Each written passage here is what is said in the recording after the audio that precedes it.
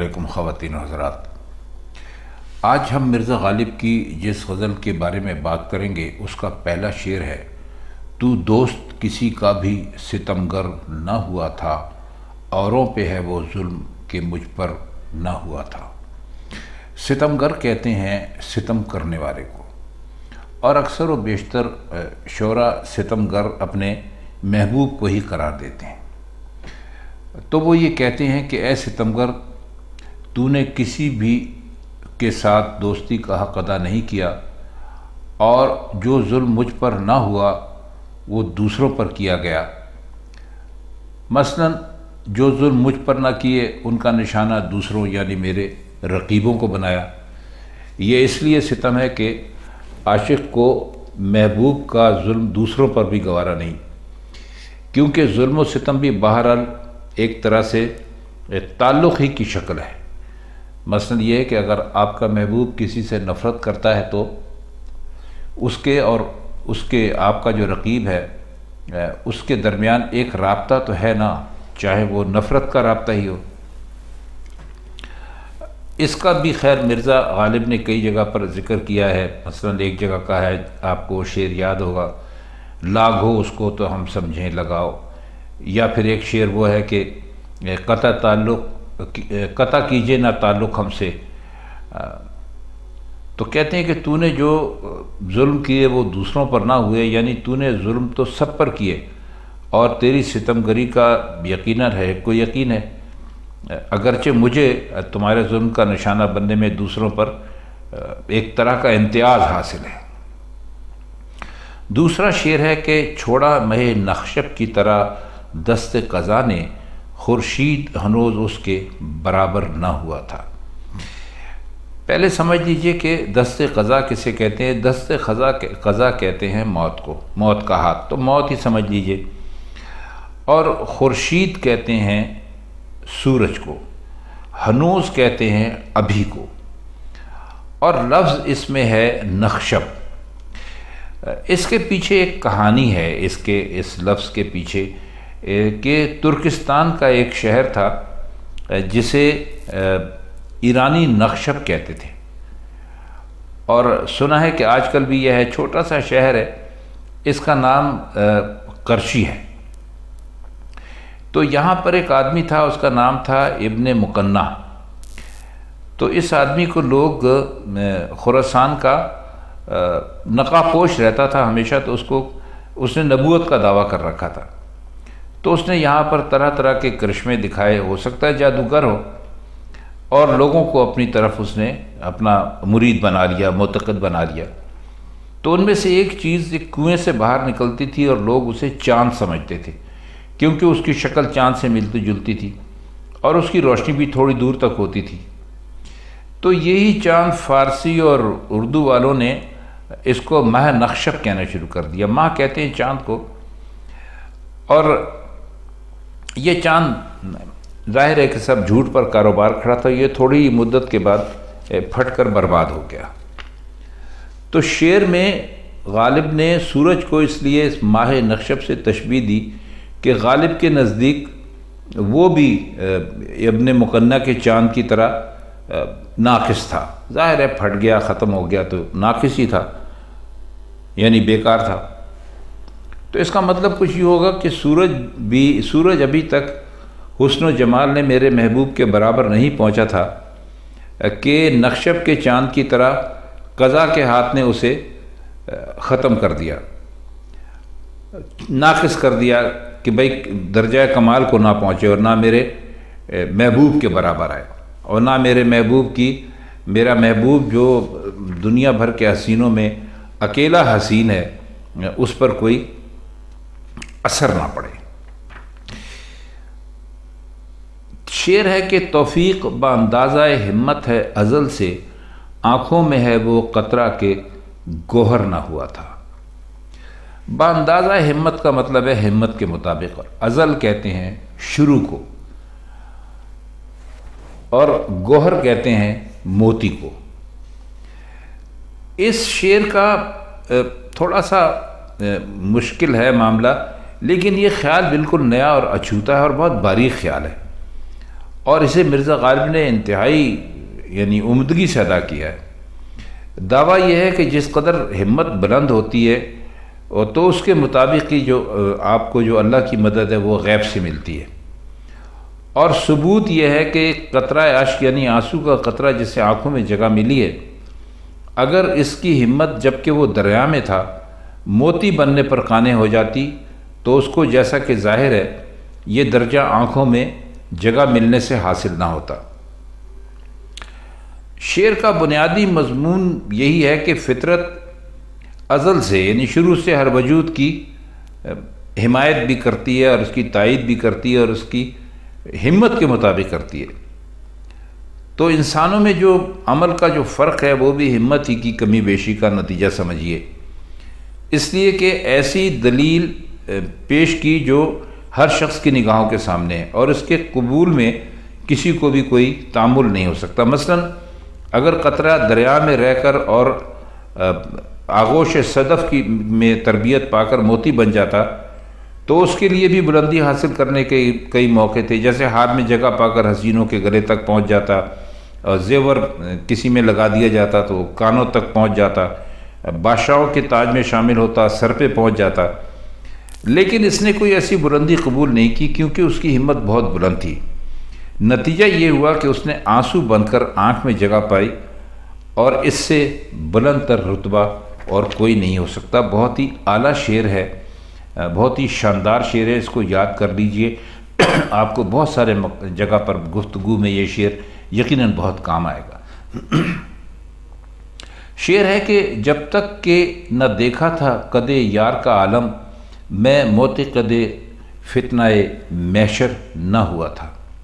معتقد کہتے ہیں معتقد جس کو اعتقاد ہو، جو کسی بات پر یقین کر لے، اور فتنہ محشر کہتے ہیں قیامت کے فتنے کو کہتے ہیں، اور قد یار کا مطلب ہے یار کا قد، یعنی ان کا جو محبوب ہے اس کا قد۔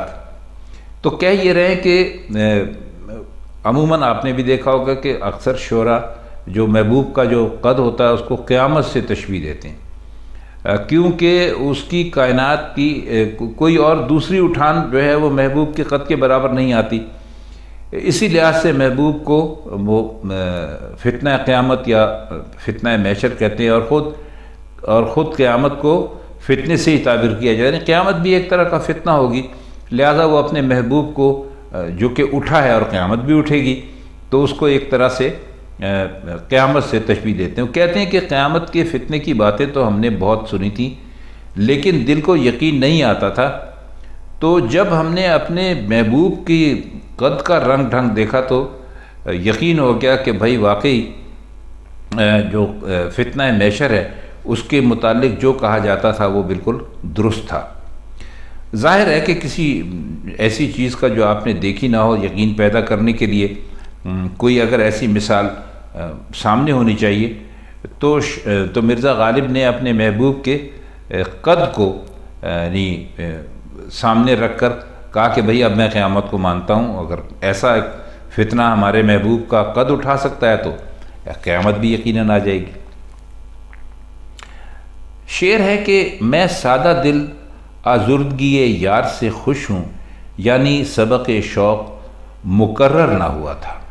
سادہ دل تو آپ جانتے ہیں کسے کہتے ہیں، آزردگی یار یعنی یار کی ناراضگی سے، اور مقرر کہتے ہیں کسی بھی چیز کو دوبارہ ہونے کے لیے۔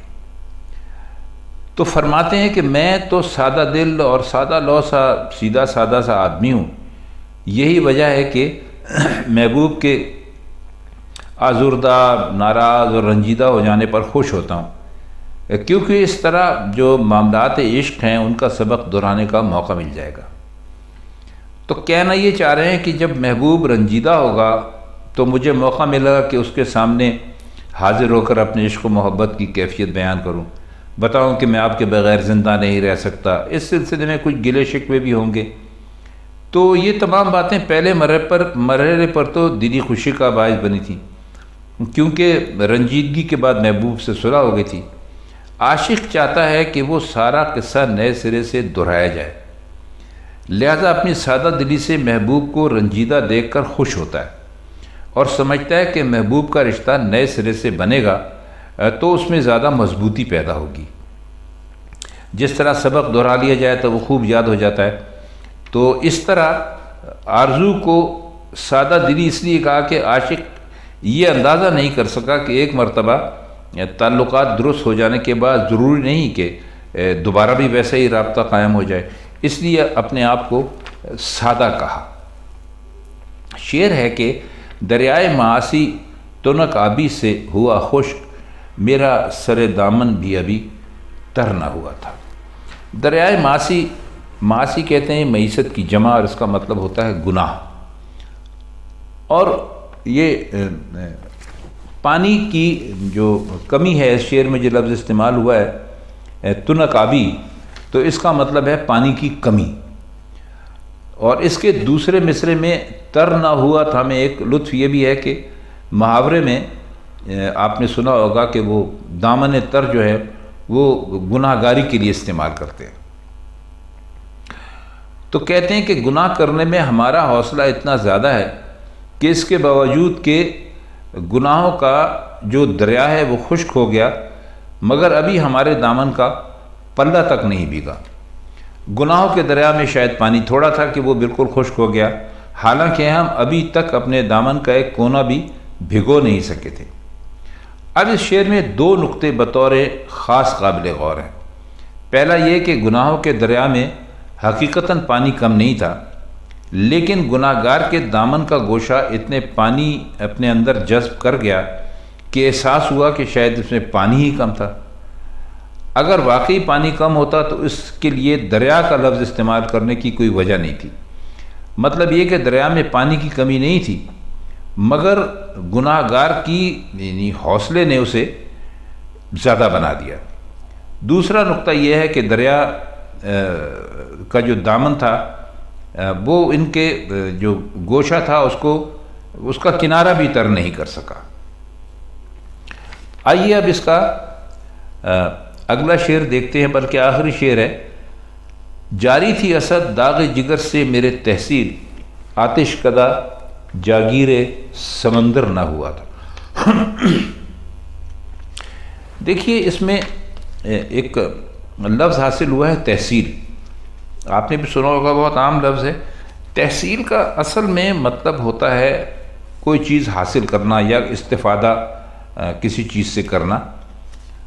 اور سمندر جو ہے ایک جانور ہوتا ہے بڑے چوہے کے برابر، تو جس کے متعلق فارسی اور اردو ادب میں یہ کہانی مشہور ہے کہ وہ آگ میں پیدا ہوتا ہے اور وہیں رہتا ہے، جیسے مچھلیاں اور دوسرے پانی کے جانور رہتے ہیں، اور آگ سے باہر نکالیں تو مر جاتا ہے۔ بعض کہتے ہیں کہ اس کے پر بھی ہوتے ہیں، اور اس کا دوسرا نام مرغ آتش خار ہے۔ تو بہرحال مختلف قسم کی کہانیاں ہیں، لیکن کوئی ایسا جانور یا پرندہ ابھی تک دریافت تو نہیں ہوا۔ تو آپ نے سنا ہوگا کہ اس ٹائپ کے ان پر جانوروں پر فلمیں بھی بن چکی ہیں، تو اس میں کہ بھئی جانور آگ میں رہتے ہیں اور وہ کبھی مرتے نہیں ہیں، اور آگ سے نکالو تو مر جاتے ہیں وغیرہ۔ تو بہرحال مرزا نے اس جانور کو اپنے اس شعر میں استعمال کیا۔ یہ سمندر ہے، سمندر نہ سمجھیے گا پانی والا۔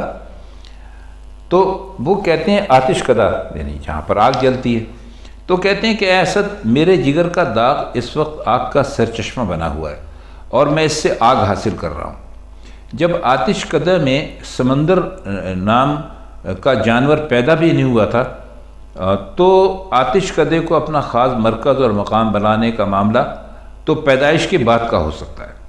مطلب یہ ہے کہ میں اس وقت سے آتش عشق میں جل بھن رہا ہوں جب اس طرح جلنے بھننے والے جو چیزیں تھیں وہ وجود ہی میں نہیں آئے تھے، یعنی بہت ازل سے، شروع سے میرا یہی شیوا ہے۔ تو خواتین حضرات، یہ تھی مرزا غالب کی آج کی غزل، اس کے مشکل الفاظ کی معنی اور اس کے کچھ مطلب جو ہم نے آپ کے لیے کیے۔ تو آپ سے ملاقات ہوگی غالب کی کسی اور غزل کے ساتھ انشاءاللہ کسی اور محفل میں۔ تب تک کے لیے ہم آپ سے اجازت چاہتے ہیں۔ خدا حافظ۔